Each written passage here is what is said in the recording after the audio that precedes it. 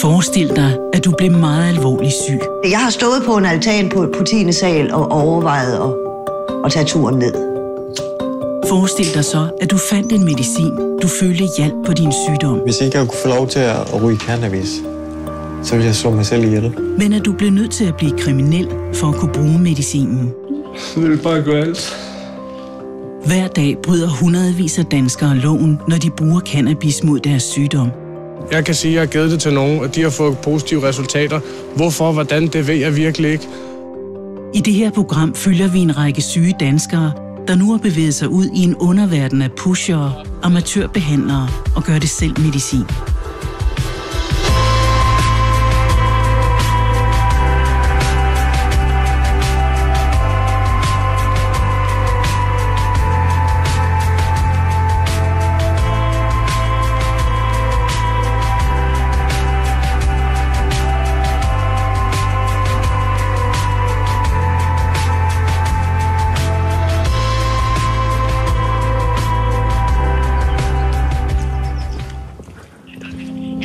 Hej, mor.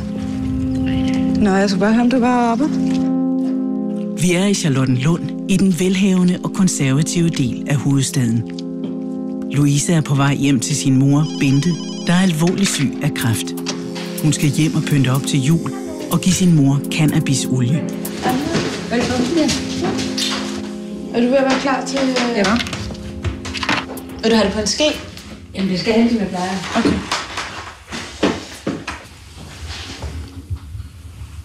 Det er det, den er ret forfældende. Helt ude. Jeg skal ikke have ret meget der, fordi... Nej, men det der det er heller ikke så meget. Cannabisolie er en stærk ekstrakt af cannabisplanten. En slags flydende hash. På det seneste er der dukket historier op på nettet om, at olien kan lindre eller endda fjerne kræft. Det smager faktisk meget godt. Altså, det... Mor er jo lille, så vi har været nødt til at starte meget, meget småt, og så finde ud af, hvor meget vi sådan kunne give den. Og nogle gange, så har den fået lige en tand for meget. I hvert fald, så de spurgte på hospitalet, om der var noget i vejen, fordi jeg ikke kunne gå. Jeg svarede ligesom i øst og vest. Og så. Ja. Jeg var ikke selv klar over, hvad det var, ikke, at jeg sagde, godt nok, det er skævt. Ja. Men normalt, når man får sådan lægemidler, så ved man præcis, hvad der er i. Man køber det på apoteket, og lægen doserer det ligesom. Her, der skal I selv ligesom finde frem til, hvad der virker. Hvordan har I det med det? Det har jeg ikke tænkt over, fordi jeg sætter mig lige til. Ej, tak for det. Det er faktisk ikke. Jamen, altså... hvad skal der kan ske ved det? Altså, det er jo en plante. Altså, jeg ved ikke... Jamen, det er det. Jeg tror også, at man er i en situation, hvor at vi er i en helt utrolig alvorlig sygdom. Og jeg vil rigtig gerne have min mor. Jeg vil rigtig gerne have, at hun får mere tid med mine børn, og at vi som familie får nogle flere år sammen. Jeg synes, det er alt for tidligt. Jamen, altså, hun har jo kræft i 4. stadie og i metastaser, og altså, de vil ikke sætte tid på, men jeg vil sige, at flere gange har min mor sagt, jeg håber bare, at jeg kan få en god jul. Jeg håber, jeg kan få et godt år, og det har de hver gang ignoreret. Bentes kræft i bughulen blev opdaget meget sent af lægerne. Et kaotisk behandlingsforløb bagefter fik Louise til at tage sagen i egen hånd. Jeg tror, jeg var så frustreret på et tidspunkt af, at der faktisk hver eneste dag kom en ny læge ind til min mor. Og hver dag var der ikke en læge, der tog et ansvar. Der var ikke én læge, der bankede i bordet og sagde, prøv her, nu gør vi sådan her. Jeg følger det til dørs. Se, alle de søde her. Jeg råbte, og jeg skreg, og vi var meget frustrerede. Og på et tidspunkt så blev vi enige om, at nu må vi simpelthen finde ud af, hvad kan vi gøre? Hvad kan vi selv gøre? Place the starting material, preferably good bud, in a plastic container. Via en Facebook-ven hørte Louise om behandling med den såkaldte Rick Simpson cannabisolie. Rick Simpson er en kanadisk håndværker, der siger, at han har kureret sin egen og mange andres kræft med olien. Kræftramte over hele verden følger nu hans anvisninger, og det valgte Louises familie også at gøre. Så de tog til Christiania for at skaffe et stort parti cannabis til at lave olien med. Jeg har været på Christiania en gang før i forbindelse med en skoleudflugt, så det var jo noget helt nyt at skulle stå derude og finde ud af, hvad man gjorde. Jeg var jo død nervøs, men jeg synes, at jeg gjorde det simpelthen for at redde min mor. På den måde synes jeg bare, at det var okay på en eller anden måde. Så synes jeg, at det er helt okay at gøre. smidt dem ud her, ikke? Nej, der står der ikke en lille kasse lige her. Kræften har vendt op og ned på meget i familien. Bentes mand og Louises far, Richard, er pensioneret narkobetjent. Han har brugt en stor del af sit liv på at bekæmpe hash og andre stoffer. Altså, jeg har jo som betjent været med til at beslaglægge rigtig mange af den slags her. Men efter Bente blev syg, forsøgte han at plante et par cannabisplanter i vinduet. Der plantede der hashbrød. Og så... jamen, det kom bare ikke. Det vidste jeg bare fuldstændig. Men er det ikke lidt specielt, som tidligere betjent, at stå og dyrke dem herhjemme? Jo, det er jo det er specielt. Et eller andet sted er det sjovt. Men det er jo lidt af nød, man gør det. Ja, det er det. Jeg vil bare gøre alt.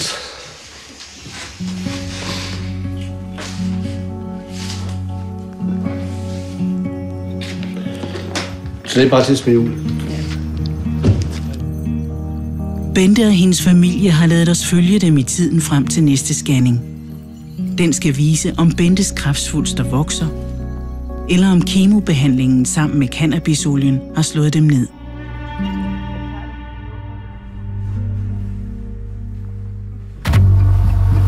I december advarede Sundhedsstyrelsen mod at bruge cannabis som medicin udenom læger. De skriver, at det er et ulovligt rusmiddel, der er risiko for blandt andet angstanfald, psykotiske reaktioner og forringede indlæringsevner. Og så er det usikkert. Medicin og cannabis virker forskelligt fra person til person, så derfor skal man jo passe på, hvad man gør. Og hvis man går uden for sundhedssystemet og ikke vil spørge en læge og selv køber det illegalt, så leger man jo med sit helbred. Men det skræmmer tilsyneladende ikke de syge. På Facebook findes grupper med tusindvis af almindelige danskere, der giver hinanden råd om behandling, køb og hjemmedyrkning. Her er cannabis et vidundermiddel mod en lang række sygdomme. På redaktionen har vi talt med forældre, der giver cannabis til deres børn mod epilepsi, kvinder, der siger, at de har helbredt deres brystkræft, og pensionister med kroniske smerter, der smugler olie til Danmark. Og på Christiania kan pusherne mærke efterspørgslen efter især cannabisolie. Vi ser mellem 10 til 15 mennesker, der kommer hver dag, helt fra Jylland og fra alle lag i det danske samfund, og spørger efter den her medicinske cannabisolie til deres ledelser for at få det bedre, som de ikke kan få andre steder. Og hvad spørger de om, når de så kommer op til boderne? Hvordan har det her virkning på mig? Hvor meget skal jeg tage af det? Hvordan heler det min krop? Er der nogle bivirkninger ved det? Alt, hvad du vil spørge en læge om, når du skulle på noget helt nyt medicin første gang, og det var receptpligtigt. Jeg er ikke uddannet til at hjælpe syge mennesker, og det er hårdt, når der er en person, der står på grådens rand, og du kan se, at de ikke har noget tilbage i livet, og de vil bare gerne have et eller andet. Jeg kan sige, at jeg har givet det til nogen, og de har fået positive resultater. Hvorfor, hvordan, det ved jeg virkelig ikke. Det er især kræftpatienter og pårørende, der kommer til Christiania for at købe cannabisolie. De har hørt mirakelhistorier om helbredelse og læst artikler på nettet. Forsøg med celler i mus og reagensglas har vist, at stoffer i cannabis kan dræbe kræftceller.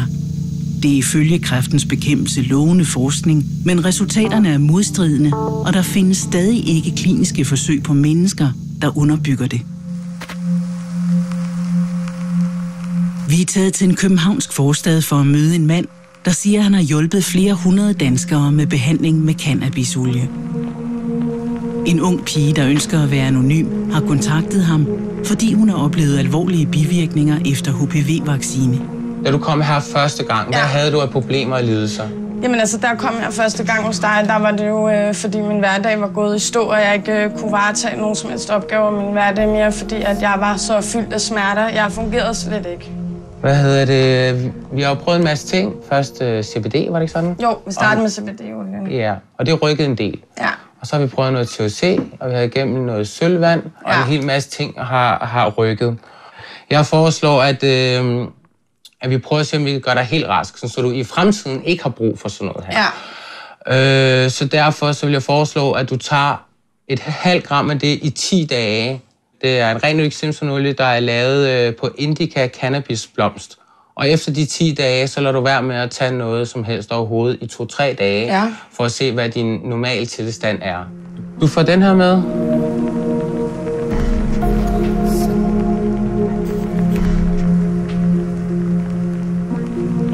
Tak for hjælpen, Christian. Ja, kom godt hjem af. Jo, tak. Vi ses. Ha' det godt. Ja, hej. Hej.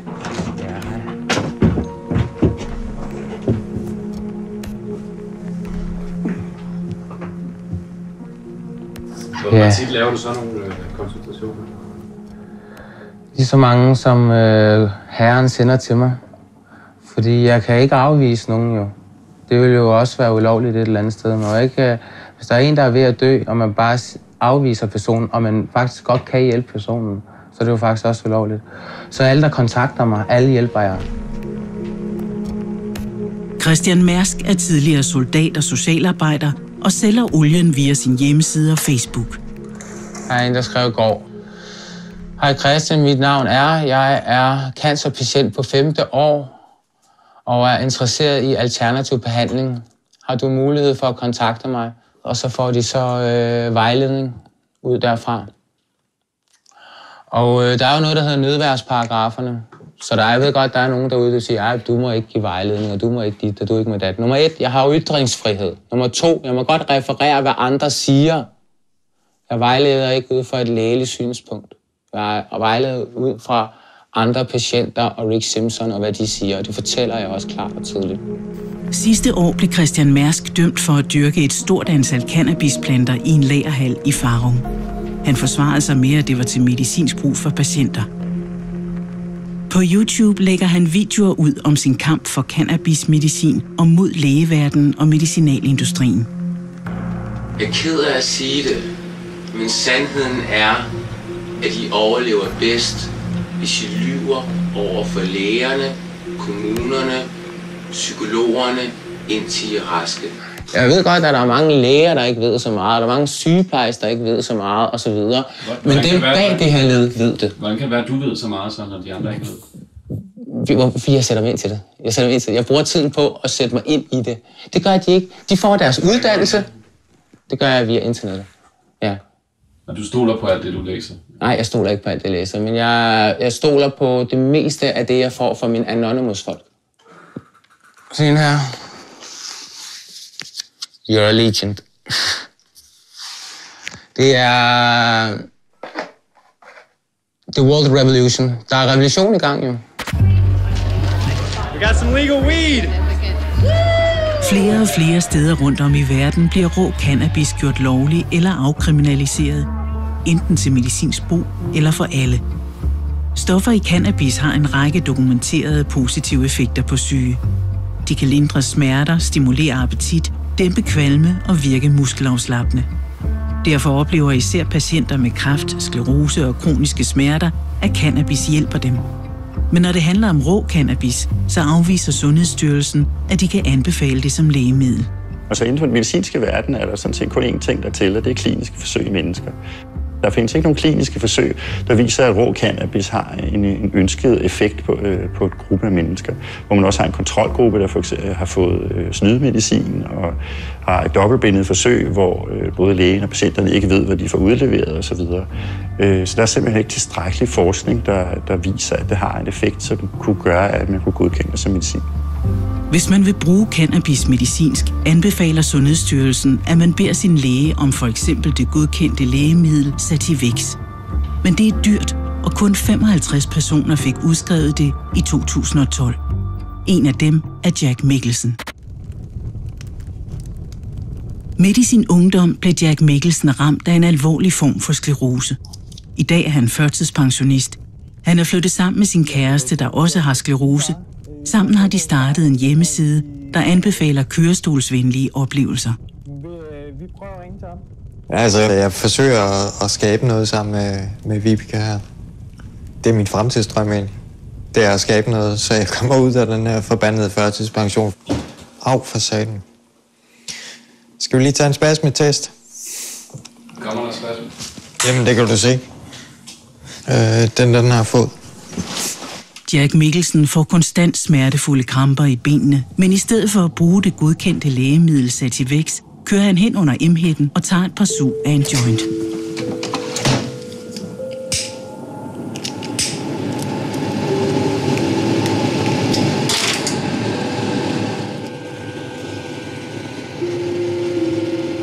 Ja, det går det for det første ind og slukker spasmerne med det samme.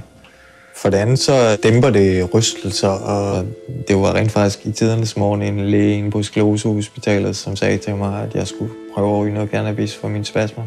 Han ville anbefale mig at køre ud på staden og købe noget cannabis.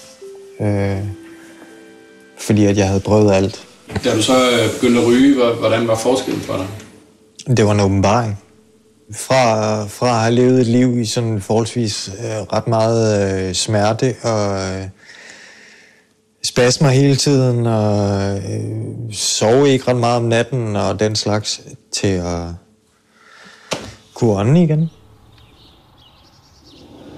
Hvordan virker Sativex i forhold til det, du ryger nu? Jamen altså, Sativex virker ikke i forhold til det. Altså, Sativex er en oral spray, og jeg vil skulle sprøjte rigtig meget ind i munden af det. Og det er ret skadeligt for dine tænder og slimhinder og jeg ved ikke hvad. Det der er med en joint, eller med sådan som jeg indtager det, det er, at hvis du får dine spasmer, eller hvad du nu har af problemer, så går du hen og tager 3 hiver din joint, og så er de væk. Og så det eneste, der kan hjælpe mig, det gør mig kriminel. Det gør mig både vred, og det gør mig ked af det. Jamen, det er en helt uforståelig situation, altså.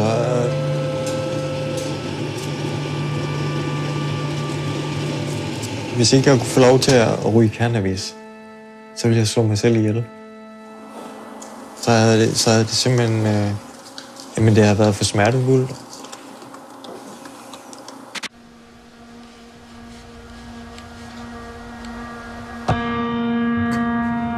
Vi er tilbage hos kræftpatienten Bente. Hun får det værre og værre efter kemoterapien og kan ikke spise på grund af smerter i munden. Hun er blevet indlagt akut på Herlev Hospitals kræftafdeling.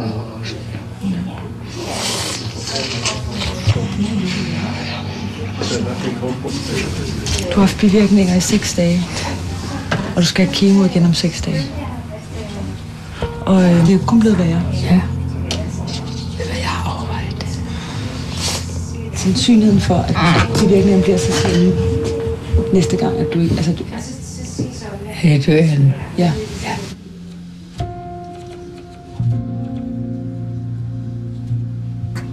Du har en lang periode før kemoen haft det meget bedre, end du har efter du har fået kemo. Jeg tror, jeg har overvejet. Drop kemoen. Så sætter vi... Men så sætter vi vores lid til cannabis. Ja. Og så kan vi se, hvordan det ser ud, når der har været scanning næste gang.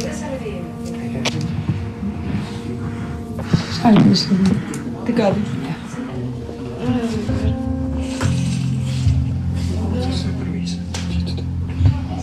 Og der er en sygeplejerske lige ved siden af. Du skal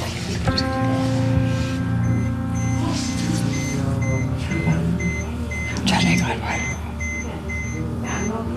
Tak.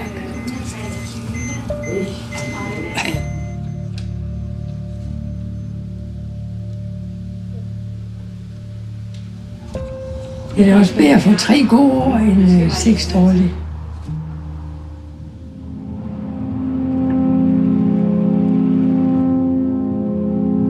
Man skal ikke mange kilometer væk fra Danmarks grænse for at se, hvordan behandling med rå cannabis kan foregå, hvis læger og myndigheder er involveret.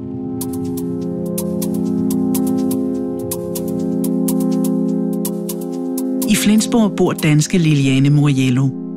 Hun har i årevis levet med en lang række voldsomt smertefulde lidelser i nakke, arme og ryg. Jeg har stået på en altan på 10. sal og overvejet at tage turen ned. Altså, det har jeg gjort, fordi der var ikke noget liv tilbage.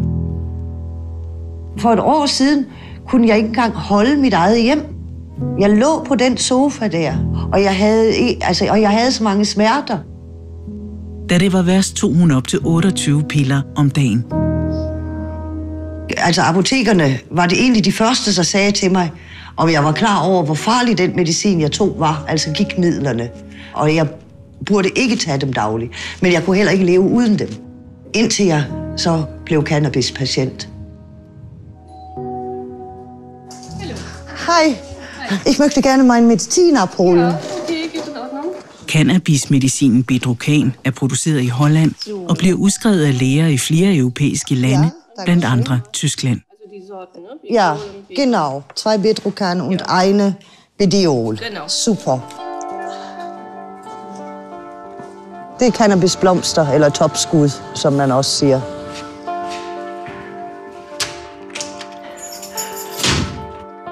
Nå, bitte venner. 4 gange om dagen, når smerterne melder sig, tager Liliane Muriello et par sug af en joint. Udover jointen tager hun nu kun 2 piller mod smerter. Hun er i jævnlig kontakt med sin læge, der følger hendes behandling med cannabis. Jeg fik meget god vejledning af min læge.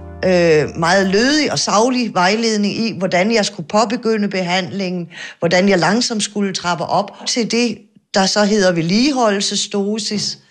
Og det er egentlig den dosis, hvor man, det er nok til at tage symptomerne, men egentlig uden at man bliver høj af det. Cannabis vil aldrig helbrede mig. Det kan behandle mig nøjagtigt lige så godt som syntetisk medicin, men med færre bivirkninger og uden at være en trussel mod mit liv. De levering en productie van medicinale cannabis valt onder de verantwoordelijkheid van het Bureau voor Medicinale Cannabis, onderdeel van het ministerie van Volksgezondheid, Welzijn en Sport. I 2003 satte den hollandske regering gang i produktion af medicinsk cannabis til patienter. Det skulle være et rent og standardiseret alternativ til den cannabis, patienterne købte i coffeeshops, som ofte indeholder bakterier, tungmetaller og pesticidrester. The physicians often even didn't know that the patients were using cannabis beside their normal medication. And that may cause problems because of side effects between cannabis and the other medication. By using cannabis, you may have a lower dosage of other medication. Vi spørger, om de i Holland ikke er bekymrede for de bivirkninger ved rå cannabis, som den danske sundhedsstyrelse advarer imod. Are you not concerned about this in Holland? No. Because we are sure that the patients are using the cannabis in a rather low concentration. They do not want to become high. If I look at what kind of side effects have been seen or mentioned by patients, there are none. Selvom lægerne kan udskrive Bedrocan, er det ikke et godkendt lægemiddel i Holland. Men myndighederne besluttede, at patienternes positive erfaringer med cannabis skulle veje tungere end manglen på kliniske forsøg, der beviste indvirkning. Mainly the patients are chronic ill and have no other medication available anymore. So only cannabis may have an effect. And if you look at that, for instance, cancer patients, cannabis is working very, very good. I Holland har man valgt at vægte patienternes erfaringer og case studies, når det kommer til cannabis, højere end videnskabelig evidens. Hvorfor kan man ikke gøre det samme i Danmark? Ja, de regler, som Sundhedsstyrelsen er underlagt, så har vi ikke mulighed for at godkende det. Så det vil kræve nogle andre regler. Så det skal komme fra politikerne? Det skal vel skulle komme fra politikere, ja. Altså vi kunne sikkert godt, hvis vi synes, det var et fagligt grundlag for det, kunne vi sikkert godt foreslå Folketinget nogle forskellige regler, som er anderledes end dem, der er i dag. Men som det er nu, ser vi ikke noget formål med at foreslå andre regler. Cannabis må, ligesom al anden medicin, bevise, at det virker, for at det kan blive til godkendt medicin. Liliane Muriello flyttede i sin tid til Tyskland for kærligheden. Hun er nu blevet skilt og vil gerne hjem til Danmark, men med sin medicin. I teorien er det muligt, men ingen danskere har prøvet det endnu. Først skal hun finde en dansk læge, der vil udskrive det, og lægen skal bagefter have grønt lys af Sundhedsstyrelsen. Allerede hos lægerne er hun stødt panden mod en mur. Jeg har selvfølgelig ikke spurgt alle læger, men jeg har spurgt rigtig mange læger. Den seneste, jeg spurgte, var min gamle praktiserende læge. Han skriver, at han mener ikke, at han har indsigt nok i medicinering med medicinsk cannabis. At han mener, at jeg kan spare udgifterne til en konsultation. Jeg kan godt forstå lægens angst. Det kan jeg godt. Hvad jeg ikke så let kan forstå, det er den manglende medicinske nysgerrighed. nu efter et år med cannabis, så er jeg begyndt at kunne genkende den pige, jeg var, da jeg var ung, altså 18, 20, 25, 30 år gammel, ikke? Altså, den sorgløse person, som jeg var før, det er en stor ting. Det er en meget, meget, meget stor ting. Altså, samtidig har jeg lidt svært ved at snakke om det. Så det er sygdommen tog meget fra mit liv. Meget, meget, meget. Og den medicin, jeg fik for det, tog resten. Så...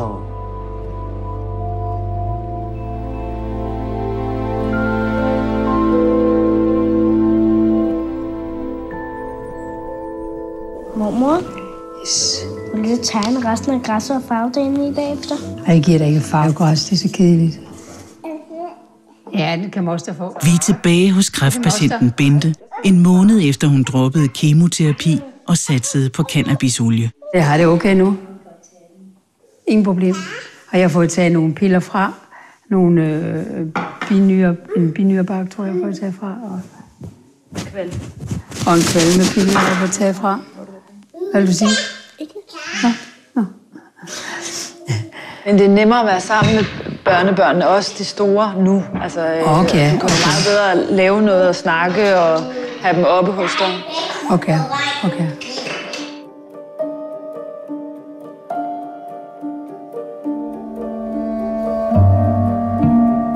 Tiden er kommet til, at Bente skal høre, om kræften har spredt sig, eller om den er aftagende.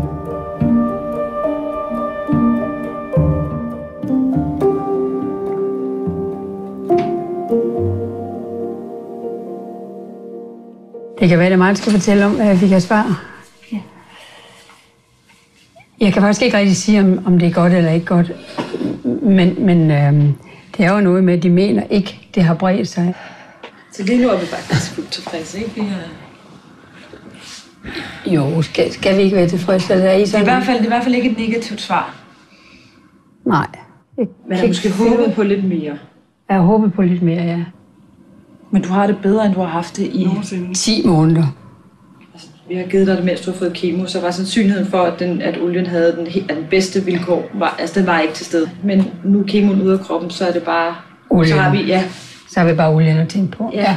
Det får vi at se om 1,5 måned, og så tager en scanning, og så må vi gå ud derfra. Ja. Men olien giver også en anden form for håb.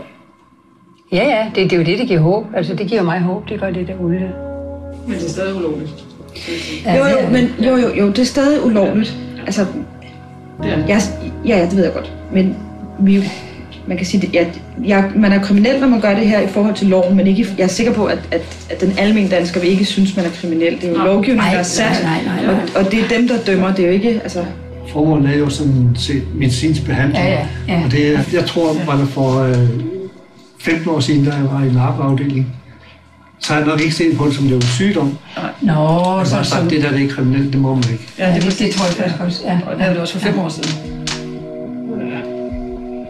Det tror jeg. Det var det. Ja.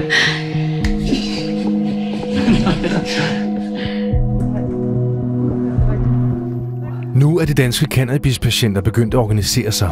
Siden nytår er der dannet 2 nye foreninger, der kæmper for at gøre medicinsk cannabis lovligt i Danmark. Og en ny meningsmåling viser, at 70% af danskerne ønsker, at cannabis skal gøres lovligt til medicinsk brug. Læs mere på dr.dk. Og i morgen aften følger Kontant på DR1 op på den nye interesse for cannabisolie og afslører en alternativ klinik, der benytter ulovlige og farlige